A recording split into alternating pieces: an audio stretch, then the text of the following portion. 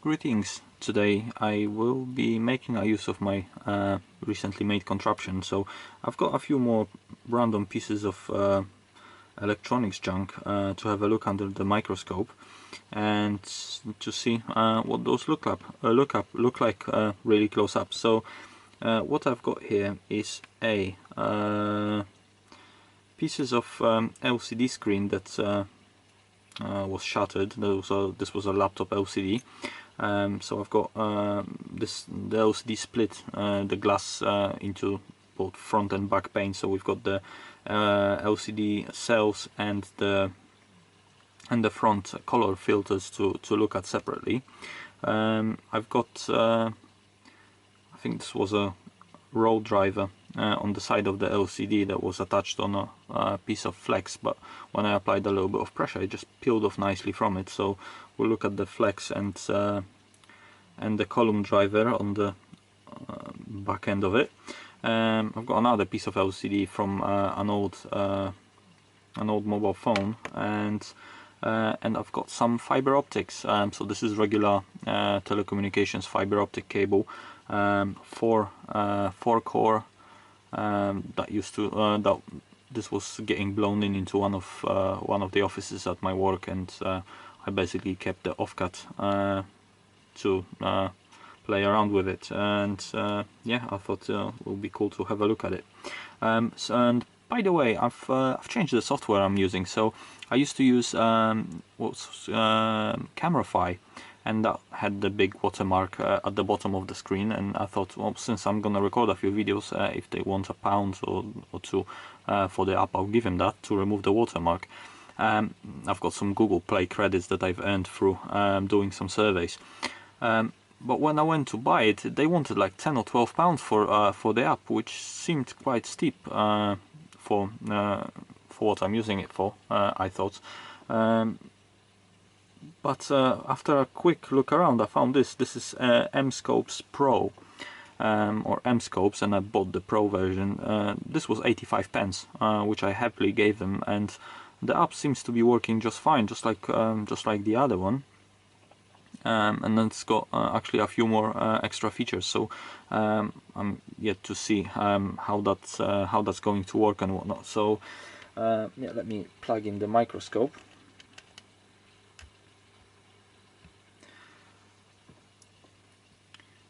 And we are online. So I've got a piece of aluminium foil held with some magnets underneath. That's for the LCDs. That's basically for a little bit more light to reflect, because the LCD pieces are completely see-through. And this piece of glass has got the LCD cells on it, so this is where the switching happens on and off for each individual pixel. And this is the front panel, so front glass. So this was sitting on top of it, and this has got all the color fields. So it's got red, green, and blue. So that's how you get the whole picture. So what I'm going to do is I'm going to place it more or less under the microscope. I have to remember to start recording on here. So there we go. I'll start recording, and okay, I think we're on the edge of the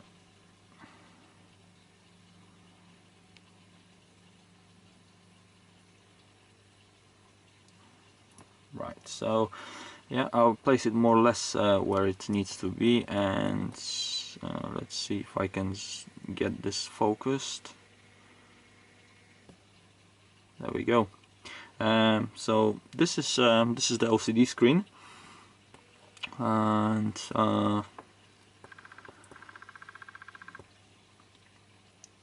those are the cells where the switching happens. So each individual cell is individually addressable. I guess that's how it works, and this creates electric field that polarizes the liquid crystal in a way to make it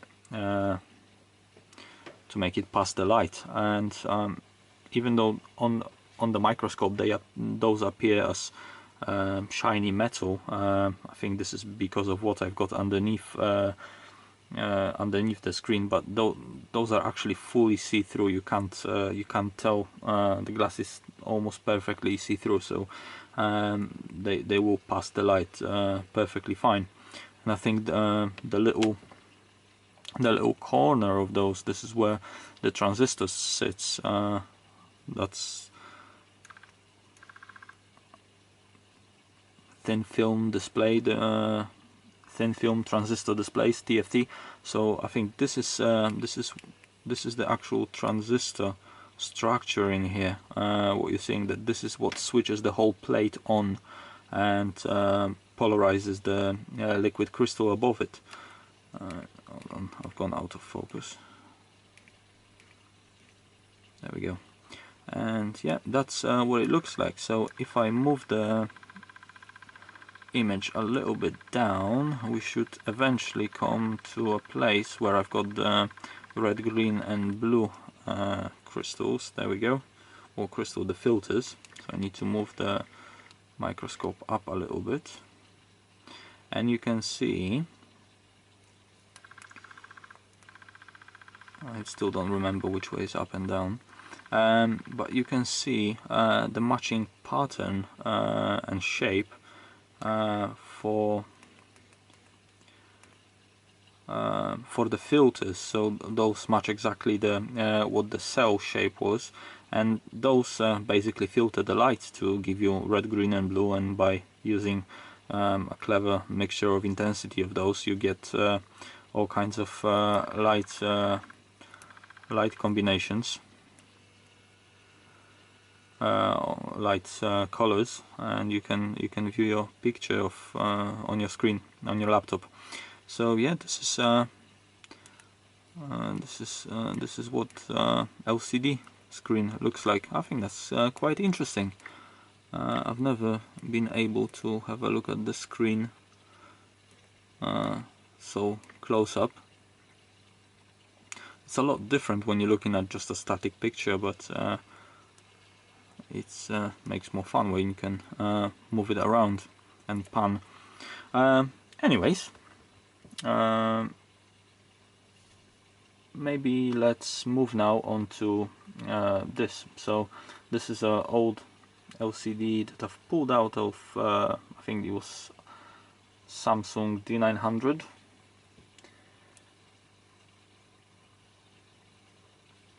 Bear with me, I think I've lost a preview on what I'm doing.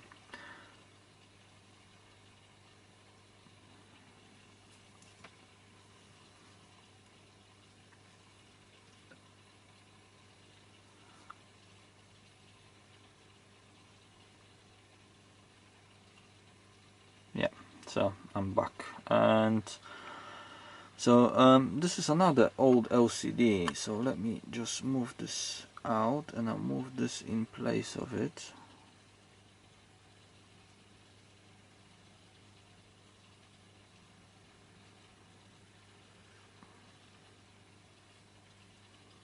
Just want to position it more or less where the screen starts.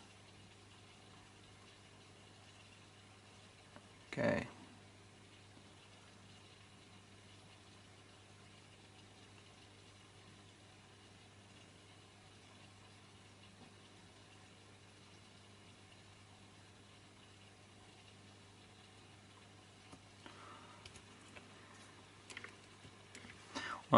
Okay, so what we're looking at right now is literally just the very edge of the screen. So maybe let's move this up, and I'm going to go down as it goes. So those lines are the electrical connections to the hot bar attachment, and but actually there is some control circuitry on the board which kind of starts here.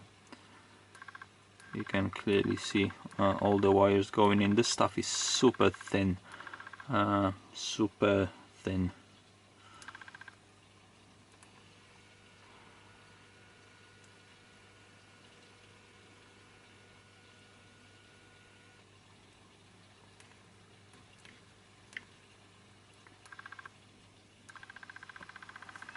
So as we go down, I'll have a later, slightly better look at the electronics in a moment, but let me just focus on the screen itself. So the lines go all the way in, and at some point, yeah, they start turning in and going further into the screen. Actually, let's maybe follow those lines.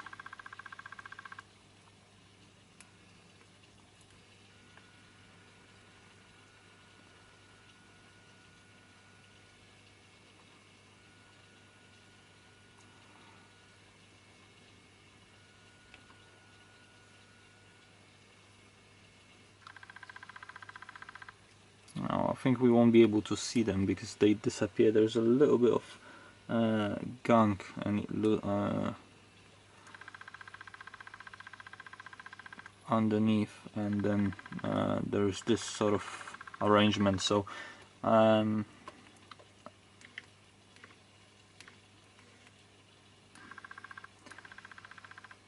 it's a little bit unfocused. Oh, there we go. So this is a strange sort of arrangement. You can still see the lines kind of going across and connecting into each individual row of pixels.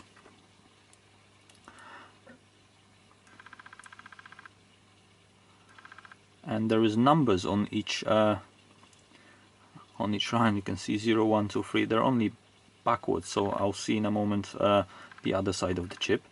And here is the pixels which I've got. Let me get this focus right.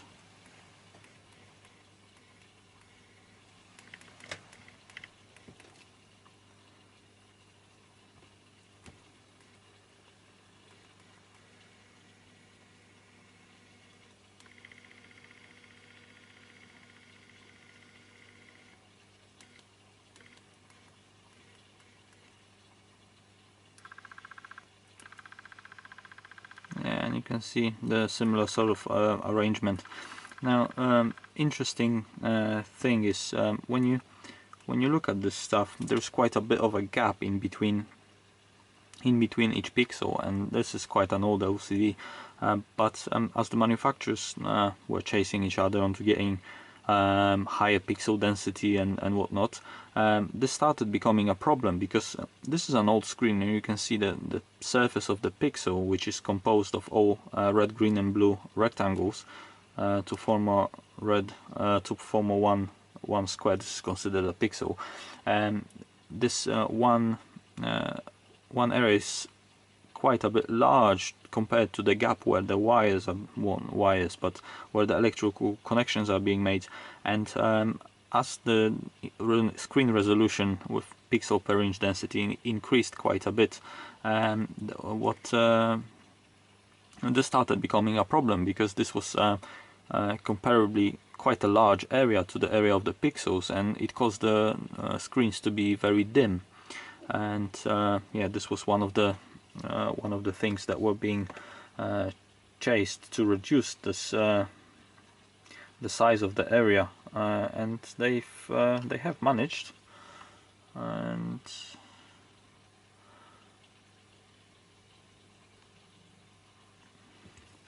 okay, so I've turned the screen around to see if we'll be able to see anything on this that way.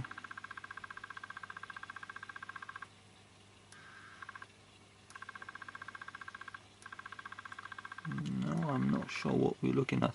Oh, I think this is the silicon. So this is this bit here is a piece of silicon that's stuck onto the glass. But unfortunately, this white it's some sort of glue that's attached onto the screen on the back, prevents from looking much deeper into it. And then on the back of it there is the polarizer attached, which is porous enough to stop stop us looking through it. Basically, when we are looking through the clear glass on the other end, we were able to see the structure, but on this it doesn't make much view. So never mind. So the next thing to look at is the LCD driver. So what I'm actually going to do, I'm going to place this onto this for ease of manipulation, and place this somewhat. I think I've got it more or less.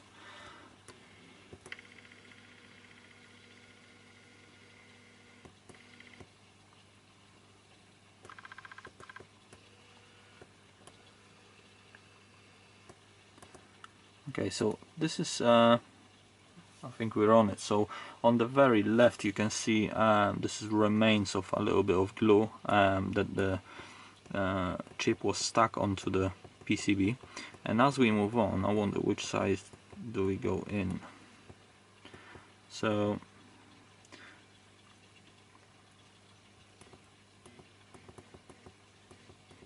let me get the focus right.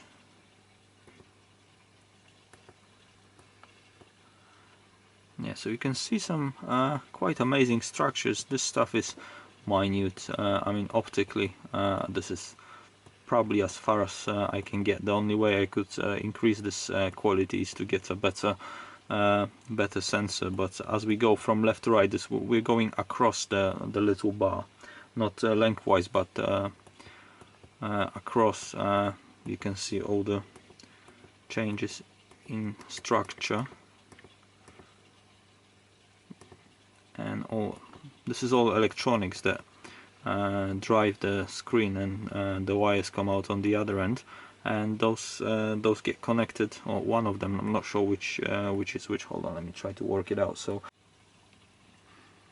yeah, so this was connected to the screen like so. So the end that we're looking at, this was connected to the screen.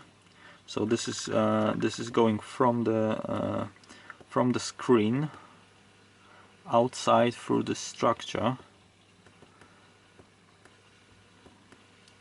across and onto, and this basically came from the driver board. So yeah, that's what it looks like close up.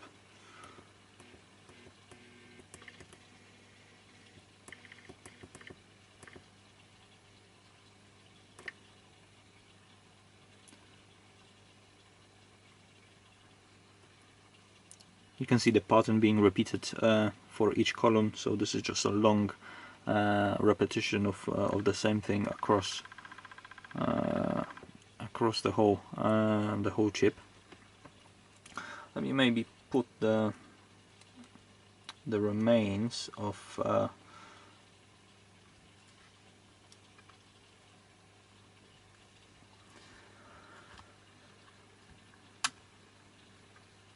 the flex on here, so we can have a look at.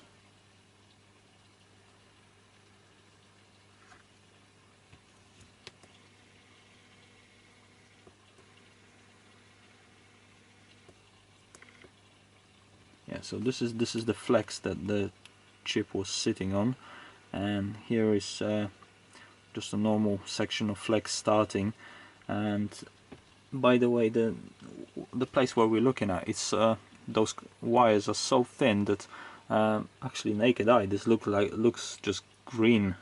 That's about it, and you can't even see that there are any sort of connections made. And this is where it goes, and this is where I broke the chip off.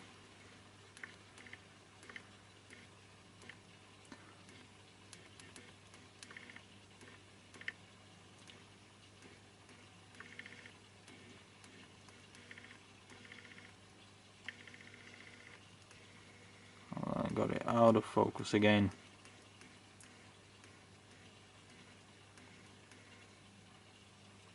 There we go.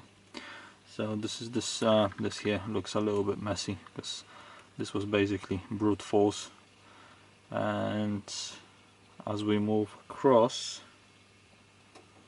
there is the other side of connections, and that goes into more trucks on the flex, I guess. Yeah, that's another thing that I have not seen before. Okay, what's left for today is the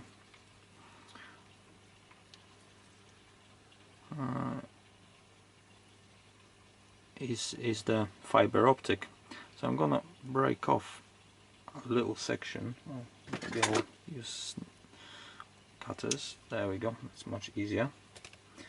So this stuff, if you haven't seen one of those before, it's this basically when they're installing that in the building, they first put in a conduit, so it's an empty pipe that they lay underground, and it goes into your building, and then the other end, one end is in your building, the other end is very far away, and they just use compressed air and simply blow this into the tube, and that gets come and wait until it comes out the other end. And the surface of this is a little bit porous. We'll be able to have a look at it, and it's quite soft, so even with your fingernails, you're quite easily you can remove this coating. It's almost like wax, but it's some sort of rubber, I guess, or plastic. And you've got 4 individual cores of fiber optic. There's green, orange, blue and red. The colors are for identification only. I think they're using infrared lights anyways for the transmission. The colors have got nothing to do with the color of the actual light. So I'm going to make an effort to position it somewhat under the microscope, and we'll have to go down, I think.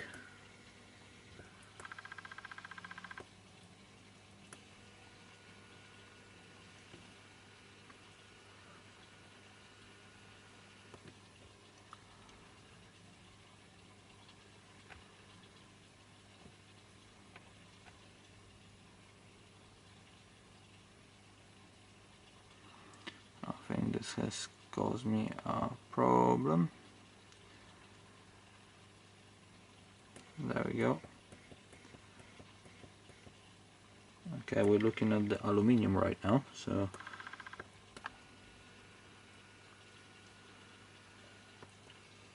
okay, I think we've gone past it. Okay, there is the wire, so I need to lift it up.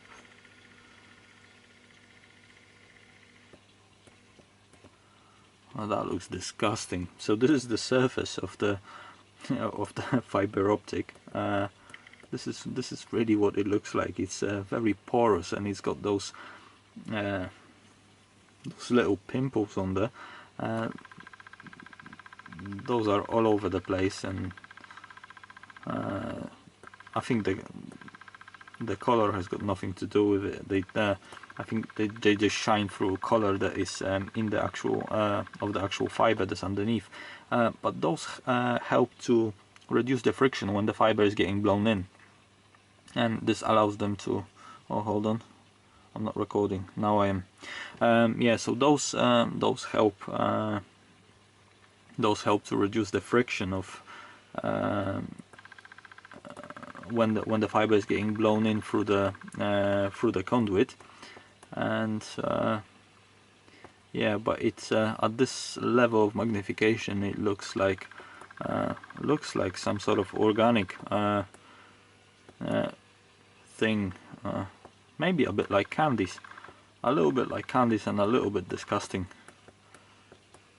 And let's get the focus right.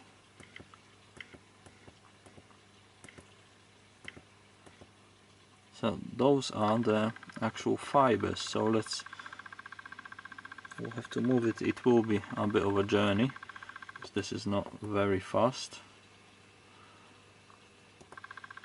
Towards the end, and there's some imperfections in the cable. So while I slide this, I can tell you. So When this fibre was getting installed, of course I was being somewhat nosy, but the technician that came to install it was also very friendly, and we had a nice chat. But he had I was really intrigued by the device that he brought with him. It was basically a splicer. So it's used basically to connect two pieces of fiber optic together, and I was amazed by what this thing, how this works. So in essence, you've got to cut two ends that you want to connect very shortly, because clearly you cannot solder two pieces of fiber optic together. There we go, we're coming to an end of one of them. He had a little snip specially for that will cut it, snap it just a very straight edge, and then you position it in a machine that allows you to align sort of two fibers just precisely next to one another, and you put them really close, and then very high temperature gets applied. I think it's through high voltage discharge and plasma, and melts the two pieces of optic fiber together and creates a splice, and that thing gets patched up with a piece of plastic heat shrink around it to just provide some mechanical support, and yeah, that's how you connect. But the machine itself was amazing. And anyways, you can see over here, so the actual color that we are seeing is again, it's just a sleeve, and inside you can see that this is the actual optic fiber, and this is what's sitting. This stuff is amazingly thin.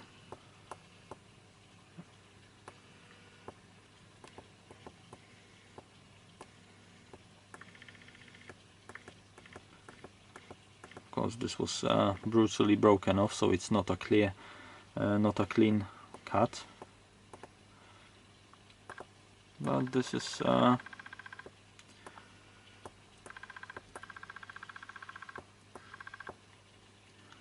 what fiber optic looks like. Hold on, if I get my controls right.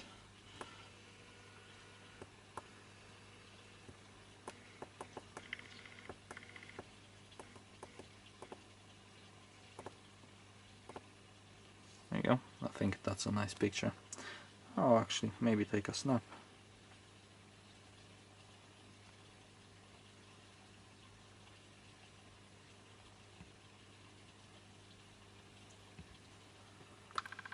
Maybe not. I'm not sure if it does it, but anyways, I'm still new to the app. Maybe let's look at one more end, and that will be it for today.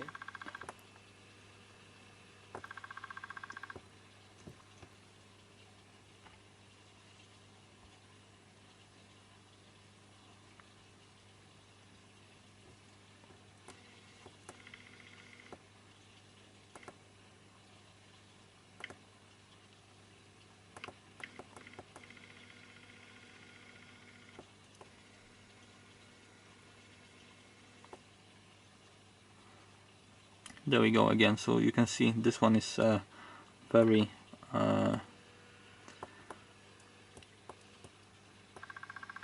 very brutally disconnected. It basically cracked the glass, and there's some dirt on the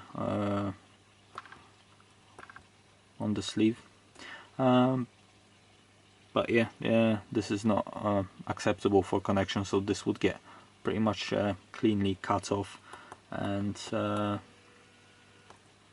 then it would be put into the splicer, which would melt the two pieces together and make the connection clear path for the optical for the light to pass through. So yeah, I think I'll stop this now. I think I've stopped it. That's it for this one. Me playing around with my microscope contraption.